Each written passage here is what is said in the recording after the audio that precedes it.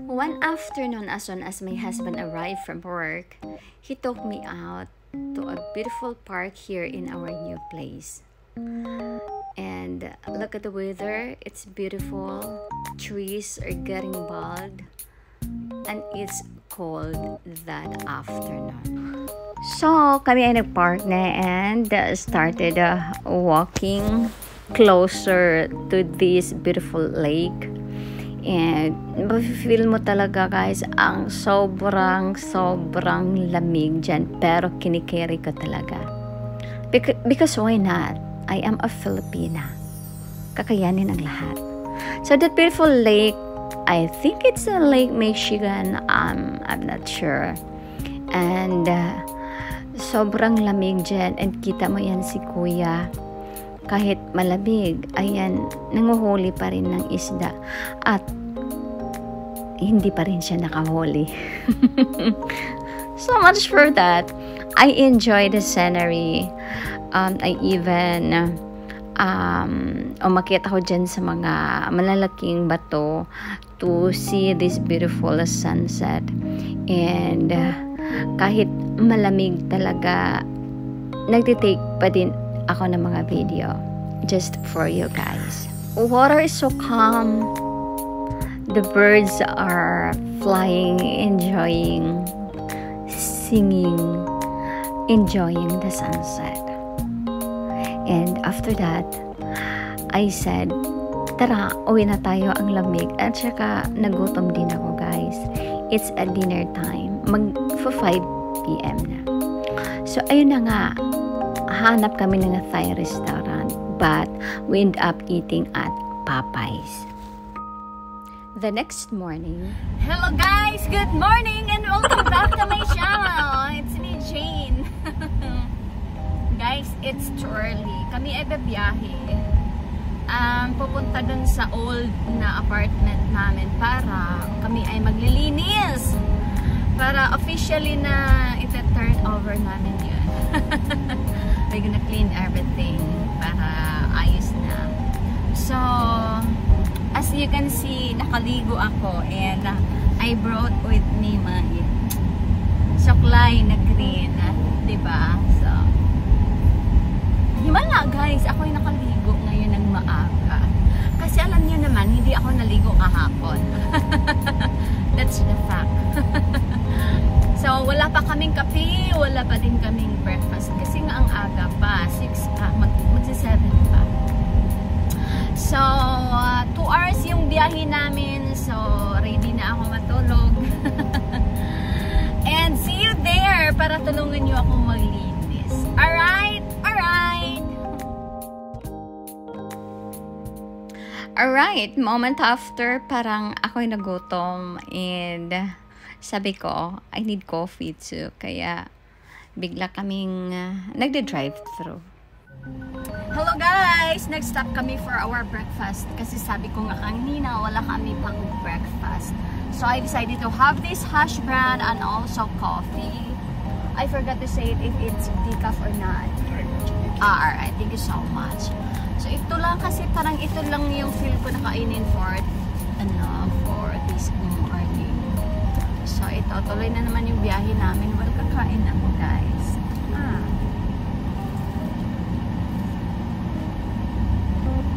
Lami siya. Mga onta, guys.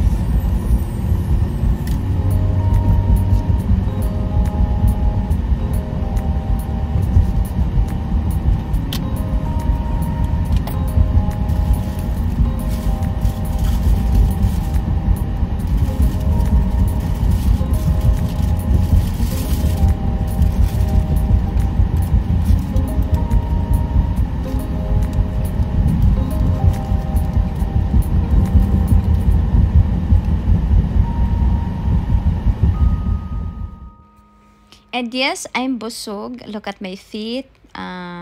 Napagod din. So, almost there na kami, guys. And we decided to stop sa isang store para bumili ng something na gagamitin namin sa paglilinis ng apartment. So, of course, Pumasok na kami dyan. Yung kamay natin, yung mata natin, patingin-tingin sa gilid. Kung meron bang mga nice view na pwede nating ma-video. So, ayan, ang lawak kasi sa loob niyan. So, yung paa ko ay napapagod. So, sabi nung isa, hahanapin niya yung bibili namin. So, sabi ko naman, alright, sige. Ako ay maglilibot-libot din, So, tingnan natin guys kung anong meron dito sa loob. And I will tell you kung ano yung binili ko lang. Yung kinuha ng kamay ko talaga. Ang dami dyan guys, mga pagpipilian. All about gamit sa bahay. Everything. Andyan na lahat. Naghahanap ako dyan ng pang snacks ko kasi wala akong nadalang snacks sa biyahe. So, I tried to look for something masarap. Unfortunately, hindi ako nakabili ng chicheria. Instead, may nabili ako dyan kasi parang mura lang siya, like $1.99. So, sino makahula kung ano yung nabili ko dyan? Hulaan nyo ga?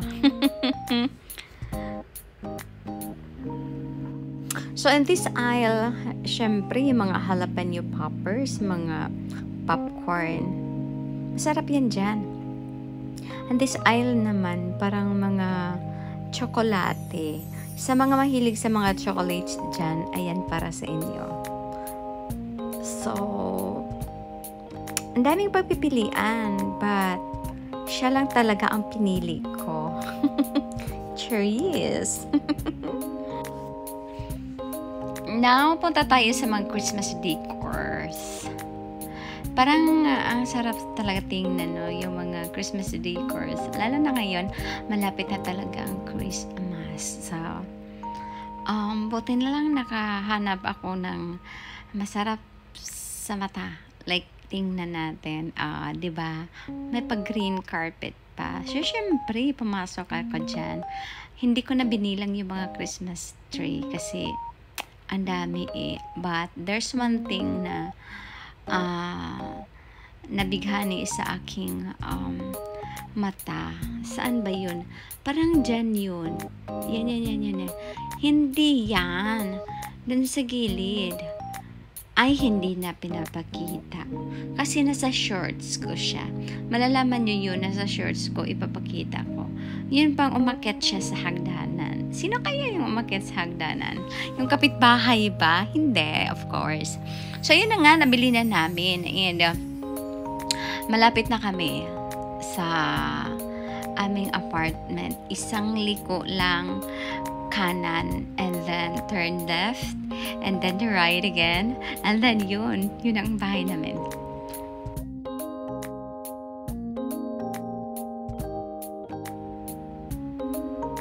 And tanan! Hello everyone, we're back. We're gonna clean everything.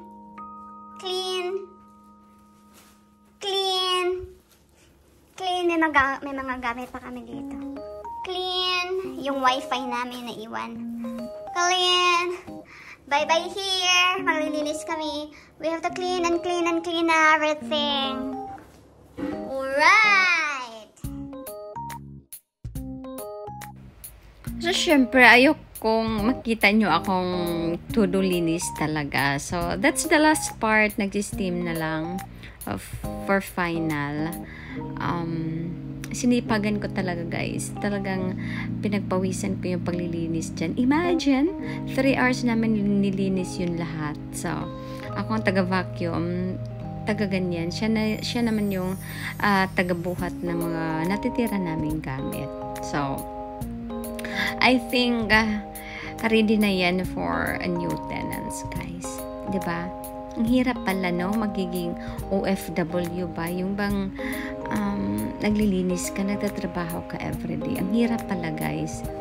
So, ito na. Tingnan natin ang final look kung pasado ba sa mga mga mata. One eternity later. And here you go. Yan yung whitey room ko dati.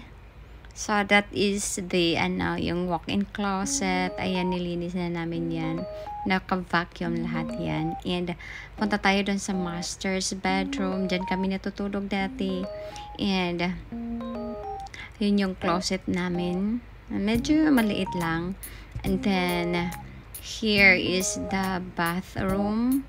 So, dalawa yung bathroom, guys. Diyan ako, or yan yung ginagamit ko. And then, punta tayo dun sa kabilang bathroom. Medyo malaki siya. So, yung isa naman ang gagamit dyan. Pero yung tub dyan, of course, feeling Disney princess ako. Nagbabathtub tayo. And then here we go the living room. And yan yung dining room pala. So nilinis ko yan yung loob ng ref, yung dishwasher, yung oven. Ayan. At saka yan pa ang huli. Goodbye, bahay. Thank you everyone and God bless.